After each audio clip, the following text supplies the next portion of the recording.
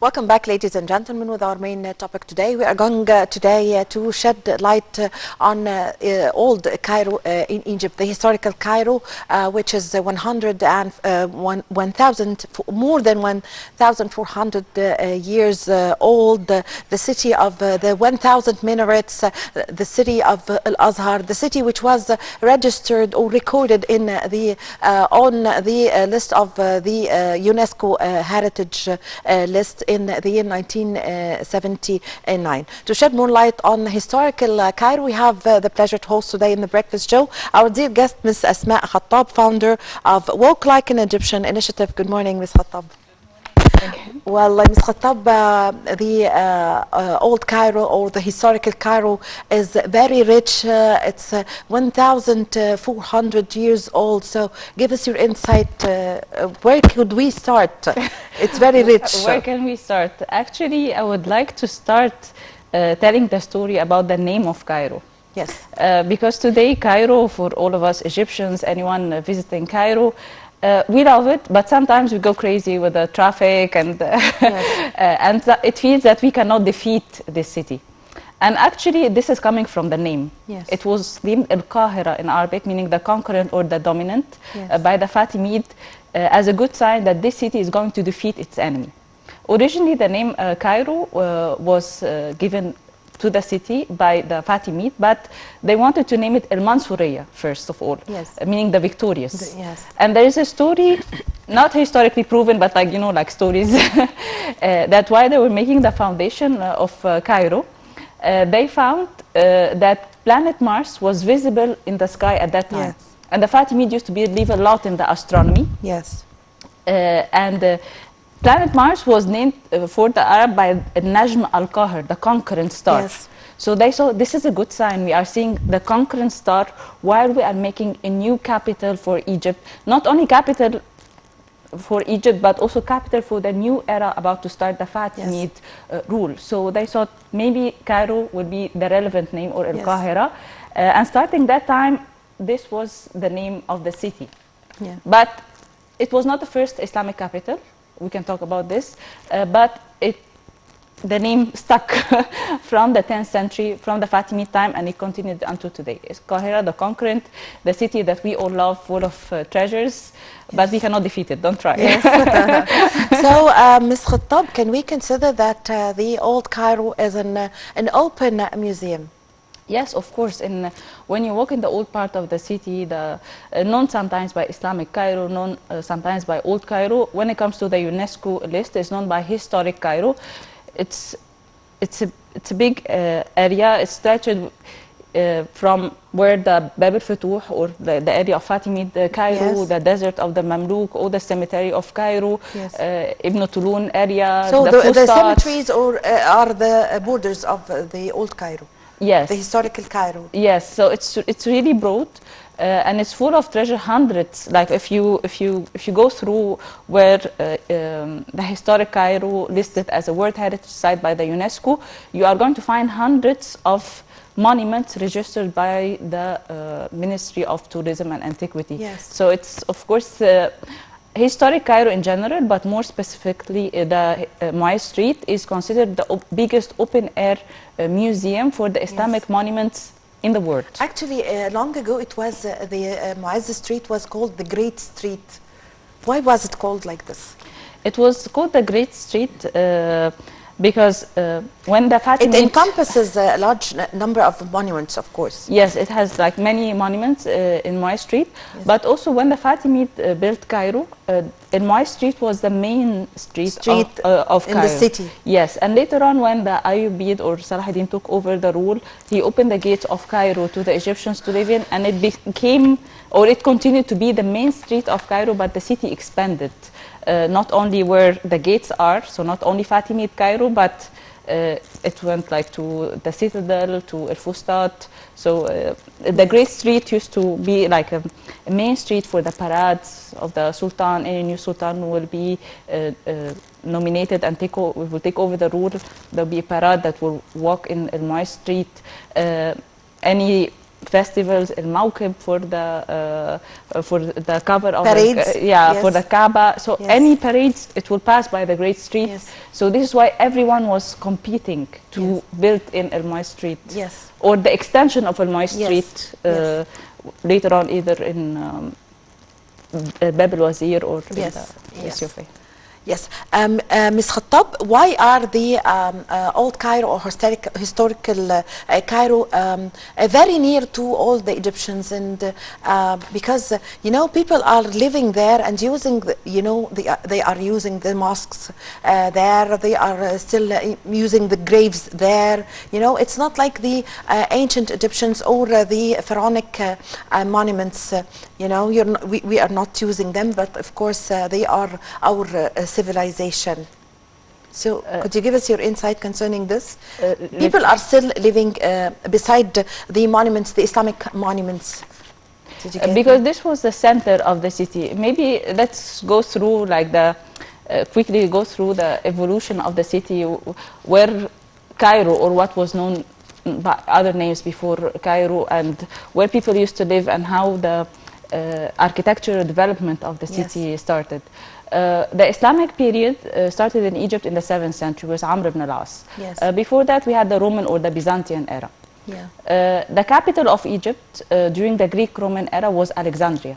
For almost 1,000 years, Alexandria was the capital of Egypt. And it made sense that Alexandria, up in the north, to be closer to Greece, later on Rome, Constantinople. So it made sense why it was in the extreme north of Egypt. Then when the Arab came, they found we don't need a capital that far. We want to make sure that we control the whole country. So when they first arrived, they arrived to near the Roman fortress Babylon. And this was the location of the camp of the Islamic army. When they went to Alexandria, they came back to the location of the camp, and Amr ibn al-As decided this is the perfect location for the new capital of Egypt, for this new era about to start in Egypt, because this is the meeting point of the Nile Delta and the Nile Valley. So it's perfect location, it's very strategic point. And he built the new capital, or founded the new capital, and he named it Fustat, meaning the camp, because it was the location of the camp. So where Coptic Cairo is today, or the old churches, the Hanging Church, Abu Sirga Church, Amr ibn al-As Mosque, this is the location of the first Islamic capital in Egypt, Fustat. And people used to live there. So there was nothing where Al-Moy Street is. It was the desert. People are still living there. Yes, so it was only on that site, close to the Nile. Then we had other Islamic eras that followed. Amr ibn al-As was under the Rashidid Caliph. Then after the Rashidid Caliph, we had the Umayyad, then the Abbasid. When the Abbasid rule took over, not only in Egypt, but in the region, they founded another capital for Egypt, little bit north to Al-Fustat, known by Al-Askar, or like the military people, because the army of the Abbasid used to stay in this city. Then after Al-Askar, we had another capital for Egypt, Al-Qata'a. This is where Ibn Tulun Mosque is today, all today in the great city of Cairo. But we want to imagine how Cairo started. So it was only Fustat, then Al-Askar was built to the north of it, then Al-Qata'a, where Ahmad ibn Tulun Mosque is. And Al-Qata'a was another capital for Egypt because Ibn Tulun founded the first independent rule in the Islamic rule of Egypt. So he wanted a new capital, and he had a big army, and he divided into partitions. That's why it was called Al-Qata'a, like Qatiyat, like divisions or partitions for his big army. And he built this big mosque that's still standing till today, more than 1,000 years old. Then, with the end of the Tulunid era, Al-Qata'a disappeared because the Abbasid destroyed it. Then we had another short rule, Al-Ikhshidid. They didn't last long. Then the Fatimid came. We don't have lots of monuments for the Ikhshidid. No. Only the Taba, or it's not. I'm not sure exactly, but like there's almost nothing. It's an. I think we are not sure that it's Ikhshidid. It was very short. It was. So the Abbasid rule, Ibn Tulun came to rule Egypt for the Abbasid, but he took an independent rule. Then they took over the rule, then the Ikhshidid for a short time, than the Fatimid Yes. for 200 years. It was a long era. So when they came, they wanted a capital, like a new city. This is why the name Cairo stuck, because it was like a real royal city. And they preferred that Cairo is going to be reserved only for the Fatimid, not the Egyptians. During the Fatimid rule, the Egyptians Yes. didn't live in Cairo. They were living outside. This is why it was a gated city. Yes, it has borders. Yes, borders, wall, gates. Walls, Yeah, yes. and today we have Bab Zuwela, Bab al-Futuh, Bab al-Nasr, Yes. remainings from the gates of Cairo. Yes. And Egyptians were allowed inside, but on certain Yes. occasions only, not all year long. Yes.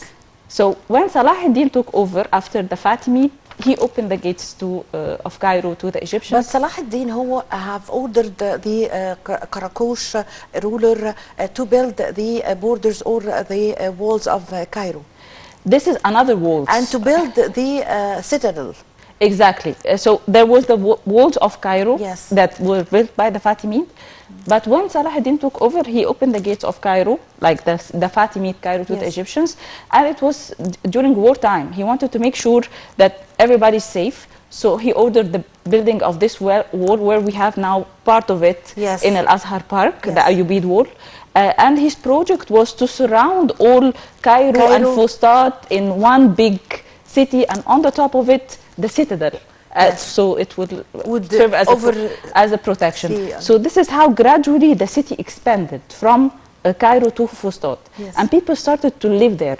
Only there, like today where we are now in Great Cairo, there was no, where the area of Yes, Maspiro or it's, Muhandisin or yes, Samari, it was all a empty. desert. Yes, Yes. empty, no one lived here. So they were only living here for during the Fatimid, followed by the Ayyubid. When the Mamluk era came, it's more powerful. So concerning the location of Yeah. the old Cairo, why did they choose this location? Why didn't they choose it beside the Nile or on the Nile shore? Because they were afraid that the houses would be flooded during the Yes, flood. yes. So to make sure, they They- went a little bit far in the desert, but not in the extreme desert. It Yes. was a distance, but still like that they can build beautiful monuments that Yes. will stay. The houses will not be flooded. So this is why the reason. And Yes. accordingly, they start making sabils, like the water fountains in the Yes. city, so people can have easy access to the water. And this is why they had the job of a sa'a, or Yes. the guy selling water Yes. to the people. So during the Mamluk era, and I love the Mamluk, they are my Yes. favorite. Egypt was so powerful. It's and, very famous with the domes. Yes. Yes. Yes, very famous with the Has a- domes. And also, Special architecture. yes, Egypt also is a very rich country. Like we are rich, we are blessed with the Nile, with agriculture, with beautiful people, and we have richness everywhere. Yes. So history showed that when Egypt was part of an empire, whatever you want to call this empire, or a big rule, Roman Empire, Abbasid, whatever the name is, you find that we are okay. But when we are ruled from Egypt, where the ruler is living in Egypt, richness shows. So it showed in the Tulunid era. This is an independent rule where Egypt was ruled from Egypt. Yes. And it showed later on in the Mamluk era. Not much in the Ayyubid era because it was wartime. So they were more busy fighting the Crusaders. Yes. So when things settled, there was almost no war because there was on and off war times. All the richness stayed in Egypt. Also, it was the peak of the Silk Road. All the traders coming and all the money coming. So the Mamluk were powerful. They were military and they know how to Yes. to control the country. So they start building beautiful monuments, either in what was known by Fatimid Cairo, now Moy Street and that part, and they start building near the citadel because the citadel became the place, the center of the rule. The ruler lived in the citadel. Yes. So accordingly, everyone was competing to live nearby and build nearby. Yes. So this became like downtown, like the square of the citadel and where the Sultan Hassan is. This is why it makes sense why we have beautiful Mamluk monuments in that Yes. part. And it continued like that during the Mamluk era, mostly near the citadel and in Fatimid Cairo. Then as we all know, at the end of the Mamluk era in 1516, the Ottoman took over the rule. And we start what I call the era of darkness in Egyptian history, because the Ottoman didn't care much. Egypt was just a country among other countries, so we were just surviving. We have some monuments from the Ottoman era, but not much comparing to almost to the Mamluk. Yeah, to the Mamluk, we have like almost 300 years. Yes. And to the amount of Ottoman monuments, not much. But still, people were living in the same place near the citadel, near Khan Khalili, Moy Street, and this was the city. Until Muhammad Ali came, he took over the rule, and he started looking to Egypt, all of Egypt, and making projects, reviving Alexandria, reviving some of Cairo. He didn't do much when it comes to the developing of the city. He did, but on you mean small the scale, infrastructure? Yes, he started like trying to fix what was already messed up. So he didn't have the chance to develop. He was more fixing. So this is why his grandson Ismail, when he took over in the rule of Egypt in the mid-19th century, he built the Khedive Cairo. Yeah, he started working on developing because his grandfather fixed the issues, and it took time to. Why didn't he continue the architecture of the Cairo with the same style? At that time, Ismail was studied in France, and he went to Europe. He was affected with the culture there. Yes, he was affected by the culture, and he wanted to change Egypt, all of Egypt, not only Cairo. He after all the projects he did, he was saying, my country is no longer in Africa. We are now part of Europe. This is a famous quote for Khedive Ismail. Yes. For his vision, when he took over the rule, he said, like, you see, we are talking since almost the Ayyubid. Yes. That people were living in that part of the city, near the citadel, not only near the citadel, but like in the big extension, like from Fatimid Cairo to the citadel area. So it's been long centuries. People are living in that part, and we have empty space everywhere. So we said, like, why are you living here? Why even the residence of the rule is in the citadel? Yes. Let's move. Let's have a new Egypt, a new Cairo, and expand. So he wanted a new center like Paris. This is why he asked the expertise of hostmen who planned Paris to send expertise to Egypt and plan a new center. And this is when he built Abdin Palace to become the new residence of the ruler. And because they used to be in the citadel. Yes. Or the old Islamic houses. Yes, all the houses, and the ruler would live in the citadel. The rich people will live near the citadel. Everyone, like rich, poor, like everyone. Yes. So he built Abdin Palace, and he made a new center for the city, following the Parisian style, Place Lumière, where we have like light square, like one square with street, like the rays of the light connected to another square and connected to another square. But at that time, like actually many people assume wrongly that when you walk in downtown today and all the beautiful buildings you see dates back to Ismail. This is wrong. When it was the time of Ismail, the houses or the buildings were mostly palaces and villas. Yes. Not much remains today, but we have an example, not from Ismail era, but like from the 19th century, the Prince Said Halim Palace in downtown, known by Champollion Palace. But it was mostly palaces. But the planning of the street is the same as it was during Ismail.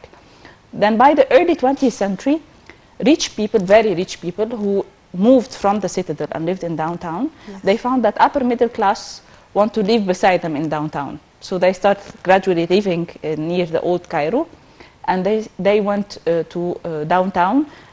You know, like old generation passed away, so the new generation will sell the palace. Yes. And it starts to become a trend to have the mansion apartments, like the big, beautiful buildings that we see today in downtown, with luxury apartments for the upper middle class who cannot afford to live in palaces but still want to feel rich at the same time. So they start gradually moving to downtown. So rich people found we don't have a place or it became crowded. So they start moving to other areas, like Zamalek Island that started to be beautified during the rule of Ismail. So they start moving to Zamalek, to Giza. So then people move to downtown. Then afterwards, they start like moving.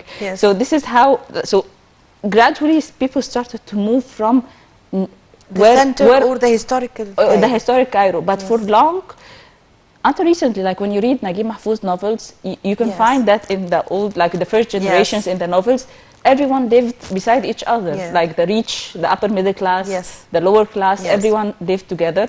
But only like with the early 20th century, they moved to Zamalek, Heliopolis, this new fashionable district that appeared. I thank you so much for your valuable information. That was really an interesting topic, of course, the historic Cairo. I thank you so much, Ms. Asmaa Khatab, the founder of Walk Like an Egyptian initiative. Thank you so much for joining us today. Thank you. Thank you so much. Well, thank you so much, ladies and gentlemen, for following me. My name is Amal Mukhtar. I leave you with the rest of the segments in the Breakfast Show.